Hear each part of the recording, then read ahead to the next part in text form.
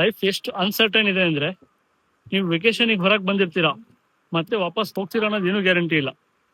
Best example, ನಿನ್ನೆ ನಾವು ಮೈಸೂರಿಂದನೇ ಬಂದ್ವಿ. ಆಕ್ಚುಲಿ ಮೈಸೂರಿಗೆ ಹೋಗೋ ಪ್ಲಾನ್ ಇತ್ತು. ಸೊ ಮೈಸೂರು ಹತ್ರ ಒಂದು ಹೀಲಿಯಂ ಸಿಲಿಂಡರ್ ಬ್ಲಾಸ್ಟ್ ಆಗಿದೆ.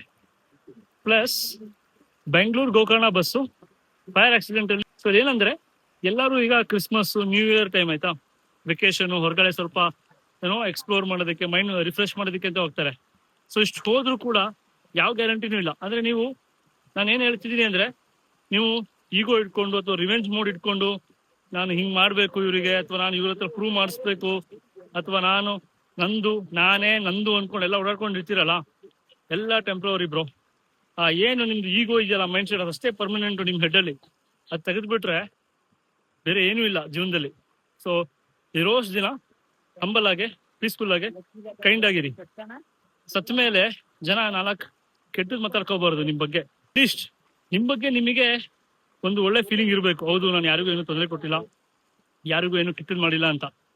ಸೊ ಆ ತರ ಯೋಚನೆ ಮಾಡ್ಬೇಕು ನಾವು. ಟೆಂಪ್ರವರಿ ನಮ್ ಜೀವನ. ನಾವು ನೋಡಿದ್ರೆ ಎಷ್ಟೊಂದೆಲ್ಲ ಎಗರಾಡ್ತೀವಿ ಜೀವನದಲ್ಲಿ.